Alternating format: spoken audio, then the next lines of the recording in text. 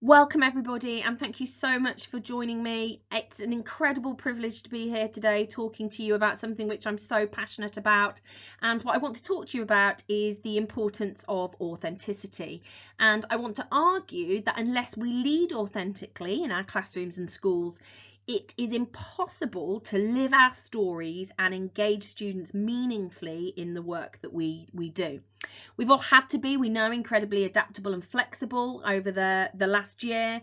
And I think we've got the real opportunity now to stand back and look inwards and have the courage to be authentic when we consider the work that we do within schools, particularly through our curriculum delivery. And there's an opportunity to weave the stories of ourselves, our students, our communities into our curriculum delivery so that we tell our story and that we empower our students to know who they are, what they believe, what they value, and that they can articulate this in an informed and authentic way. So starting with the idea of authenticity, and to me, authenticity is about being self-aware. And again, for me, to be self-aware, you must listen to yourself. You need to understand how your experiences, your values, beliefs, gender, education and social status can impact what you hear and how you take action, both as a leader and as a teacher in the classroom.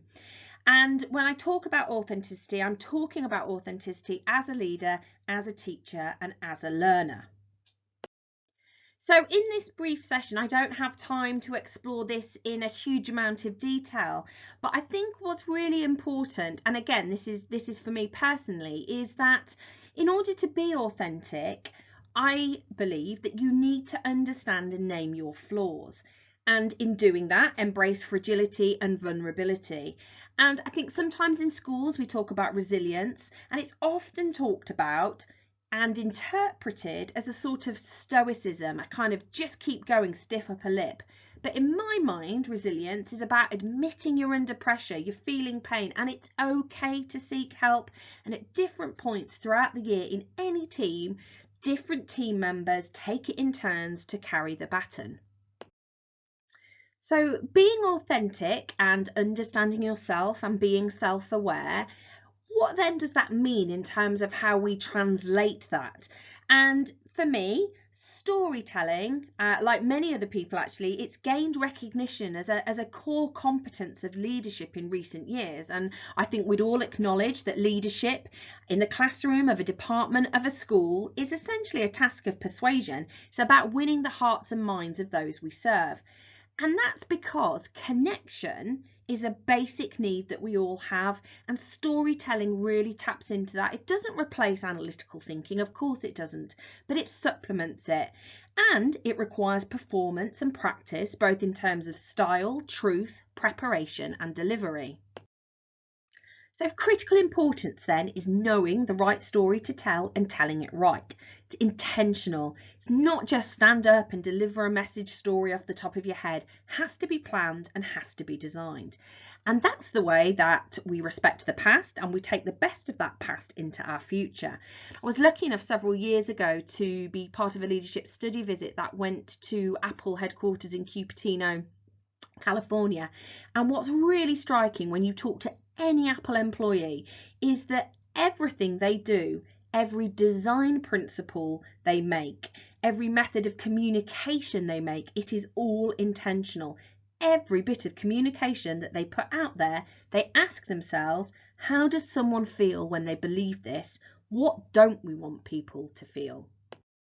Now, clearly schools aren't Apple, and I was thinking about how do we communicate with our community, our students, our parents, our staff, and how do we communicate our decisions and our stories?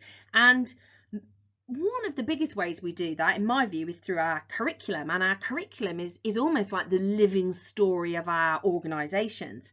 And when I think about how meaning is made, I know as an English teacher that it's not static. I know that it needs authentic engagement. And I know that for a curriculum to be brought to life, it is absolutely that dynamic process between the teacher and the student. And of course, until it's brought to life by the person that created it and the person that's experiencing it, it's ultimately just a piece of paper or a computer file. And it's in these stories and the way in which we convey this meaning that ultimately we will either validate or invalidate our students. And so I return back to that notion of authenticity. How can you connect if you're not self-aware? And unless you understand where you're coming from, you can't listen free of assumptions. And so I guess one of my biggest frustrations is when educators completely discount the knowledge, understanding and experience that their students bring to our classrooms and our schools. And I know that here at KC, some of our students come from some tremendously difficult backgrounds, but that doesn't mean we dismiss them as empty vessels just to be filled, or ignore the great diversity and richness that they bring to our community. And we come on to, don't we, that contentious issue of whose knowledge, whose beliefs, when we're coming to think about how we put a curriculum together. And to me, it's all about meaningful encounters. So we are the ones that choose to ignore or respond, to exclude or include. And it's all about decision making. And I'm not suggesting for 1 minute that teachers are not the experts, but I do believe that that doesn't mean we should just discount our students' perspectives. And that's not about lowering expectations. Of course, our students need to be exposed to the best that's been said or thought about our subject. Of course, we have a duty to give them the knowledge and vocabulary to access this. But this shouldn't be at the expense of railroading over what our students bring. And to me, it's a dangerous game to play to simply dismiss what our students bring as somehow irrelevant.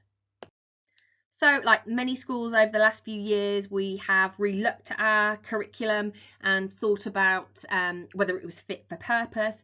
But before we did any of that kind of practical subject level work, we started by thinking about what's our KC story, what's important to us, what's our flavour, what runs through everything we do at the college. And that's in terms of our students, our families, our staff, our community. And whilst this may appear simple and not particularly innovative, it's not supposed to be. It I suppose embodies who we are, it guides our decision making, and it's an authentic portrayal of how we work with our community. And one of the things we did as we started this work was we spent time as an entire staff body plotting timelines. So we thought about a timeline and a history of the school, of our local community at Kingsthorpe and within Northampton town, and then a global timeline. And all of that was done with the view of thinking about, you know, what's going to be really important to our students and what do they need to know to understand their part in our story, because they absolutely have a part to play while they're with us, and they will be reshaping our story throughout their time at KC. So it was really important to us that we had those common threads around what we were trying to achieve and what we wanted to, I suppose, hang all of our work around so that it was absolutely aligned and authentic to who we were.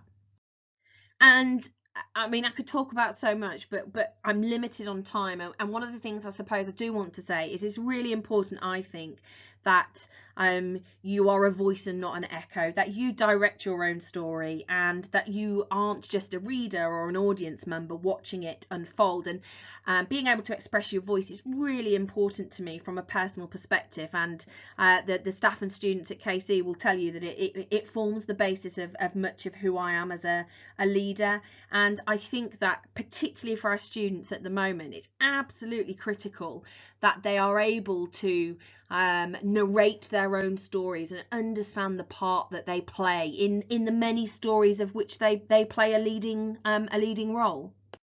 And so to finish, just some incredible wisdom, I think, here. And this is a piece of writing that my middle daughter did as a philosophy for children's lesson when she was 7, I think, and absolutely sums up the importance of being true to yourself and authentic in your storytelling. Just be yourself. Doesn't matter if people make fun of you. It really doesn't matter. You can wear dinosaur clothes if you're a girl. You can wear princess clothes if you're a boy. Don't hide yourself and who you are. Won't be special if you hide yourself. Show your feelings to the world. There'll always be a part of you that wants you to show yourself. You'll always be perfect.